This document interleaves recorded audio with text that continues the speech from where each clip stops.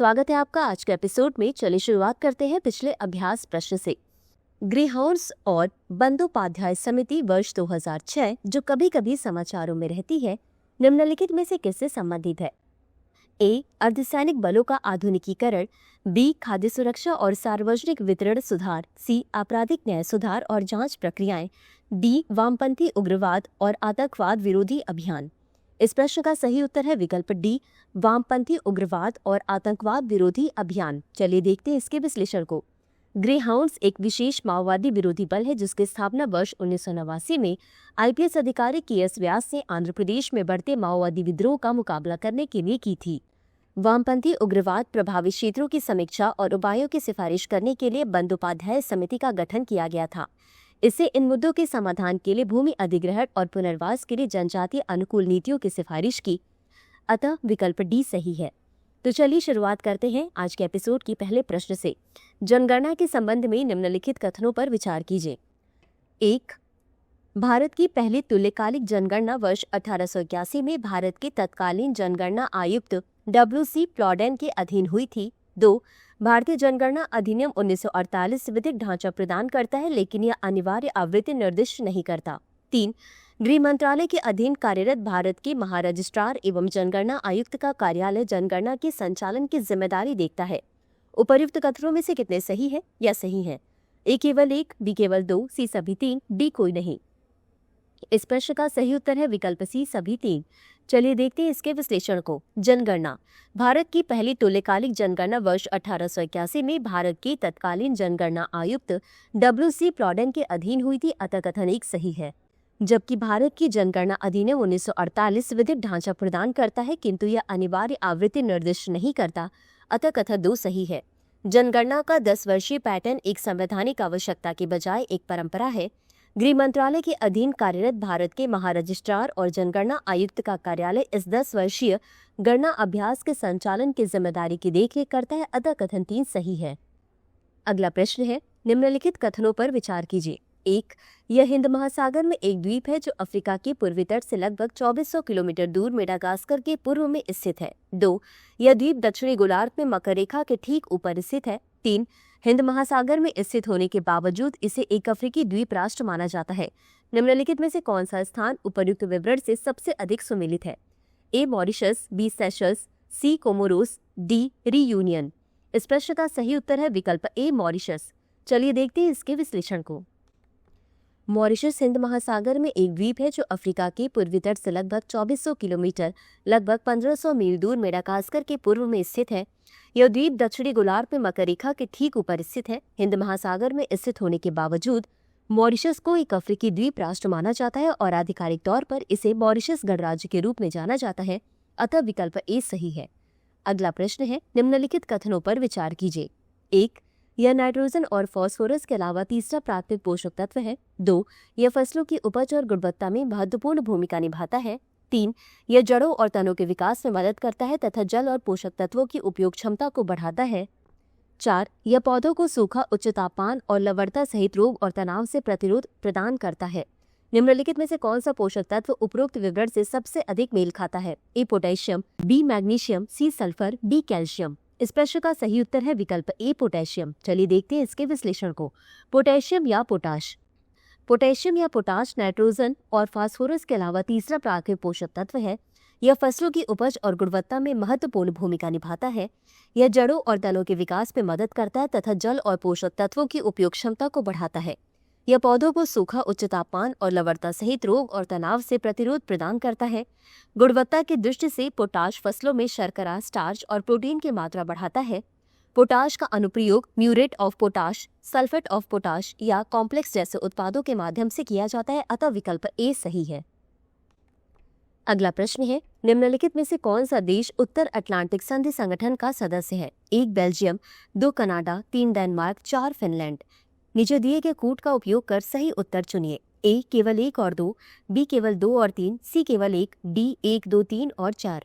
इस प्रश्न का सही उत्तर है विकल्प डी. 1, 2, 3 और 4। चलिए देखते हैं इसके विश्लेषण को।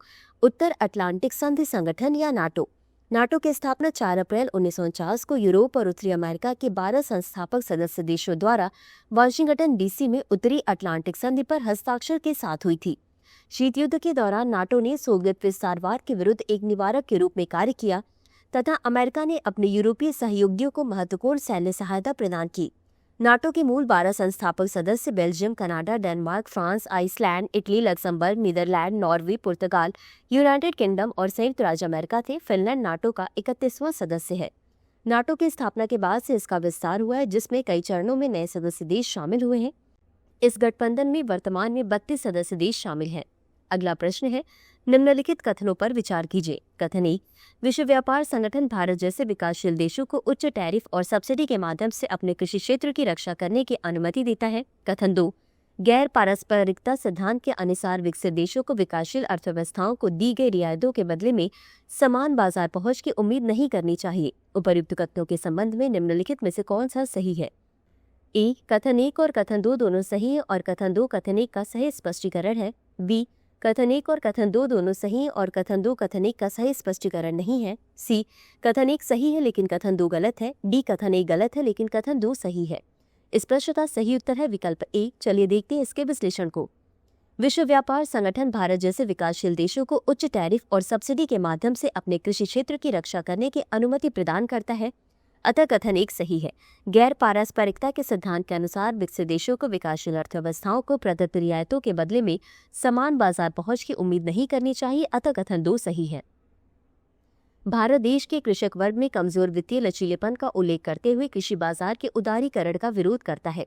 विश्व व्यापार संगठन के नियमों और किसान सुरक्षा मुद्दों पर ध्यान केंद्रित करते हुए यह संभवतः अमेरिकी मांगों का विरोध करेगा, अतः विकल्प ए सही है क्योंकि कथन 1 और कथन 2 दोनों सही है तथा कथन 2 कथन 1 का सही स्पष्टीकरण है।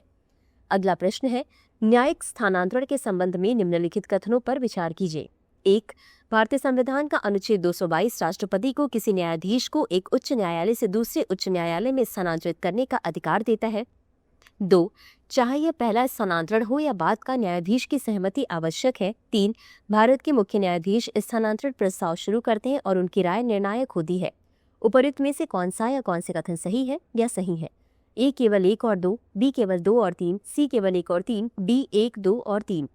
इस प्रश्न का सही उत्तर है विकल्प सी केवल 1 और 3। चलिए देखते हैं इसके विश्लेषण को। भारतीय संविधान का अनुच्छेद 222 राष्ट्रपति को मुख्य न्यायाधीश की सिफारिश के आधार पर एक न्यायाधीश मुख्य न्यायाधीश सहित को एक उच्च न्यायालय से दूसरे उच्च न्यायालय में स्थानांतरित करने का अधिकार देता है, अतः कथन 1 सही है। चाहे यह पहला या बाद का स्थानांतरण हो, न्यायाधीश की सहमति की आवश्यकता नहीं है, अतः कथन 2 सही नहीं है। भारत के मुख्य न्यायाधीश स्थानांतरण प्रस्ताव शुरू करते हैं और उनकी राय निर्णायक होती है, अतः कथन 3 सही है। अगला प्रश्न है, फरक्का बैराज के संदर्भ में निम्नलिखित कथनों पर विचार कीजिए। 1, इसका निर्माण 1975 में किया गया था। 2, यह पश्चिम बंगाल के मुर्शिदाबाद जिले में गंगा नदी पर स्थित है। उपर्युक्त में से कौन सा या कौन से कथन सही है या सही है? ए केवल 1, बी केवल 2, सी 1 और 2 दोनों, डी न तो 1 और न ही 2। इस प्रश्न का सही उत्तर है विकल्प सी केवल 1 और 2 दोनों। चलिए देखते हैं इसके विश्लेषण को।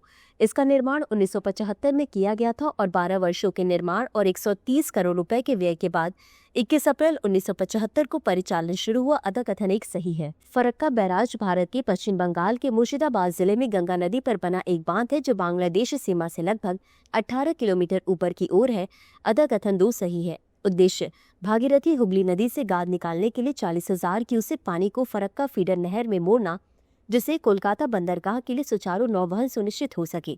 गौरतलब है कि भारत और बांग्लादेश के बीच गंगा जल बंटवारे पर कई समझौते हुए हैं, जिनमें 1977 का फरक्का समझौता और 1996 का गंगा जल संधि शामिल है।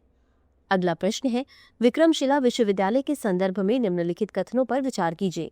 1, बिहार के भागलपुर में गंगा नदी के तट पर स्थित था, जो इसे पूर्वी भारत में एक प्रमुख ऐतिहासिक स्थल बनाता है। 2, इस विश्वविद्यालय की स्थापना पाल वंश के राजा धर्मपाल ने 8वीं शताब्दी के अंत से 9वीं शताब्दी के प्रारंभ में की थी।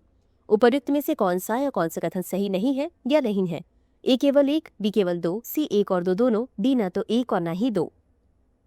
इस प्रश्न का सही उत्तर है विकल्प डी न तो 1 और न ही 2। चलिए देखते हैं इसके विश्लेषण को।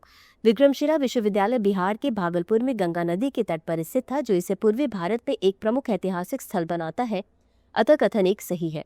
इस विश्वविद्यालय की स्थापना पाल वंश के राजा धर्मपाल ने 8वीं शताब्दी के अंत से 9वीं शताब्दी के प्रारंभ में की थी, अतः कथन 2 सही है।